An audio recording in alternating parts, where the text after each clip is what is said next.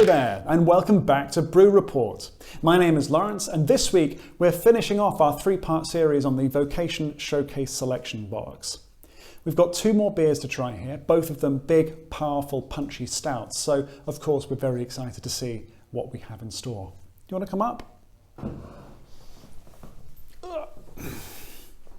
So we have two beers to try here. First of all, Sweet Temptation. This is a collaboration between Vocation and Brew York. It is a chocolate caramel stout, 6.6%. So we're expecting something to be here that's going to be quite thick, a little bit salty, very chocolatey, but not necessarily too strong and thick. Not like this. This is Imperial Kirsch. It's part of Vocation's barrel-aged selection. It is 11% ABV, so much stronger. And here we're expecting something a lot more sticky, syrupy, and sweet with some of those beautiful cherry flavours.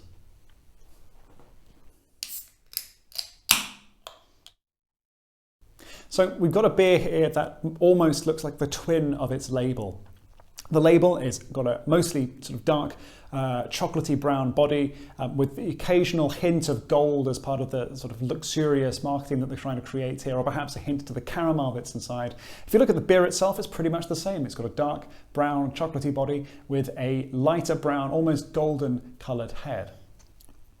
So on the nose, I'm mostly getting sweet flavours. There's a lot of caramel, quite light caramel, and also a lot of chocolate in the sense that you get that chocolatey, sweet chocolatey aroma that you get from drinking chocolate, from Cadbury's Options or something along those lines. It's that sense rather than the more intense, darker, richer chocolatey flavours that you might get from a darker chocolate.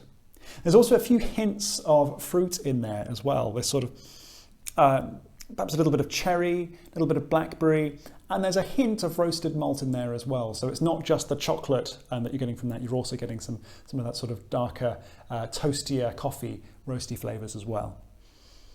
On the palate, that sweetness becomes even more intense. You start off with a very sort of quite sickly, sugary sweetness, almost a sugar water sweetness, but then as it warms up a little bit and you get more of that flavour coming through, you get more of that chocolate coming through. Still Galaxy or Options rather than dark chocolate, but you know, very, very pleasant. Caramel, definitely. It's quite salty, which again lends itself to that sort of caramel flavour. But then as you move through, you start to pick up some more dark fruit flavours, and it becomes a little bit more like there's an element of cherry or blackcurrant or blackberry in there as well, which helps add a layer of complexity that keeps this a bit more interesting than just drinking a chilled sort of drinking chocolate. It's definitely more interesting as you reach the finish. So the first hit is just caramel, sugar, a little bit of salt. Then you get that chocolate, but then as you sort of move a bit further through, then you start getting a bit more complexity. You get that roasted malt, you get that fruit coming through as well, and it becomes a much more pleasant experience as you progress further through. The mouthfeel is interesting. So the base beer itself is silky smooth. It's not overly thick, but certainly thicker than most beers you're likely to pick up. But there's a level of carbonation here as well that helps to cut through that and keep it a little bit lighter. And that's part of the reason I think that you don't get that fruity, malty complexity until towards the finish when that bubble, when those bubbles have died away. At the start, when it is a bit more bubbly, when it is still a bit too fizzy, then you pick up just that overwhelming sweetness like you would if you're drinking a can of cola or something. This is one of those beers that doesn't really taste like beer, which means it presents an opportunity. Because if you have a friend or a family member or a loved one who says that they cannot stand beer, they cannot bear to touch the stuff, but they have a sweet tooth, this could be the gateway that they need to learn that beer isn't all about sort of mass-produced lagers, it's not all about hot bombs. There are alternatives out there that can cater to just about any palate. This would pair beautifully. It would match the sweetness that you find in most desserts. So some kind of chocolate tart just to really intensify that chocolatey nature. Perhaps a tiramisu. I know there's no real significant coffee flavour in this, but it's got that sort of salty caramel element to it, which I think would pair very nicely with the creaminess of that sort of pudding. All in all, a pretty good beer, but we know that Vocation can do better. For some people, it's I love you.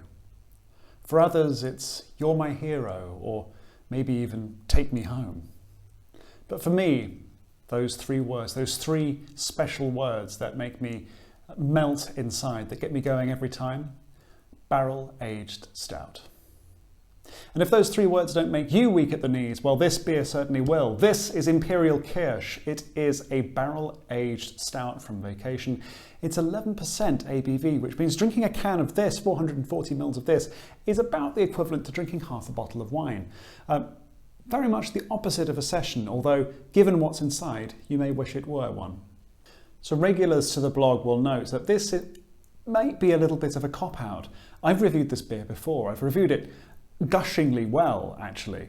And the fact that I've given it such a glowing review in the past suggests that you may be able to guess what's coming next. But it's actually worth, I think, including here just because it's one of the reasons I bought this showcase. It was not only that I knew I was getting a couple of cans of this in the mix, but also knowing that it was part of the mix, it gave me that confidence that, well, if the other beers in this selection are anywhere near as good as this beer, then we're on to a good thing.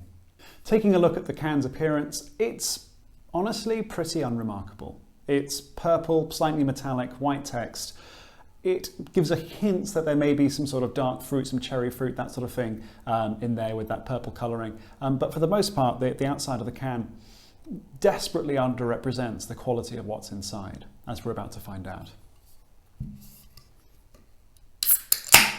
So just watching this beer as it's poured and just shaking it around the glass, you can already see it's thick with multiple C's. This is an incredibly thick, unctuous beer. It looks like crude oil.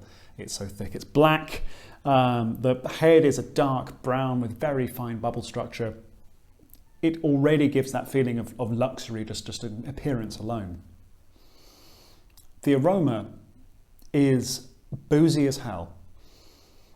Yes, there's some cherry in there. There's a lot of cherry in there, dark Morello cherries, but there's also this beautiful sort of boozy cognac notes to it as well, which really brings an extra level of complexity to the beer that I'm really excited to try.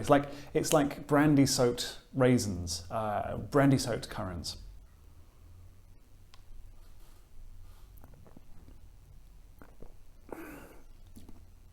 All right, so difficult to know where to start with this one because there's so much going on, but I'm going to give it a go.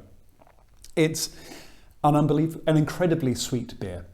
There's this huge amount of sweetness, both from the malt, that sort of dark, roasty, but still very sweet malt flavour coming through, but also from the fruit, the cherries, the blackberries, the strawberry even, that's coming through here as well.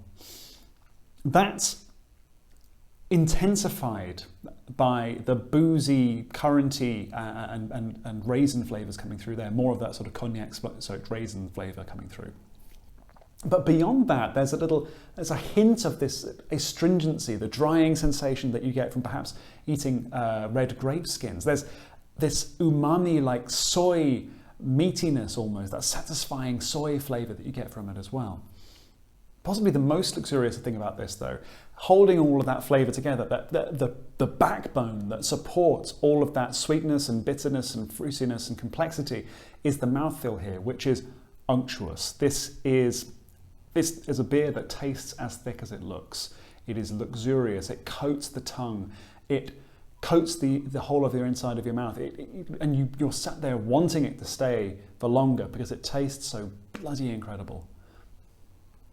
So that thick mouthfeel, that sort of oily texture, this oily consistency to this beer means that it coats the tongue, it coats the inside of the mouth for much longer, and it means that those beautiful, fruity, dark cherry flavours linger for a really long time after each sip. And again, at 11%, you'd hope that this beer has some staying power.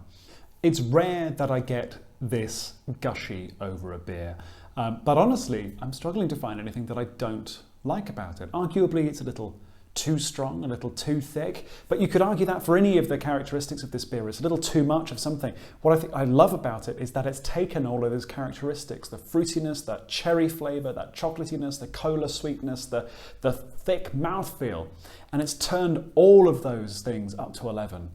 It's a phenomenal feat of brewing, and I'd urge everybody, regardless of whether you're a real ale drinker or a lager lout or somebody who's fresh to beer entirely, whatever your preference is, give this beer a try because it's bloody amazing and it will give you a fresh perspective on what is possible with beer. So that's it from me for this week. And indeed, that's it from me for this series. I finished looking at this beautiful showcase selection from Vocation, feeling very happy about the whole experience. So what I'd like to hear now is, what did you think? Did you have a particular favourite of these beers? I know it's probably quite obvious which one was my favourite, but I want to hear which is yours. Are there other breweries you think I should go out and try that warrant this kind of deep dive exploration into the range of beers that they produce? Whatever your thoughts, let me know in the comments down below. If you liked this review, please do check out my other videos on this channel, or go to brewreport.co.uk where you can find my fresh reviews posted every week. I'll look forward to seeing you next time, and until then, happy drinking.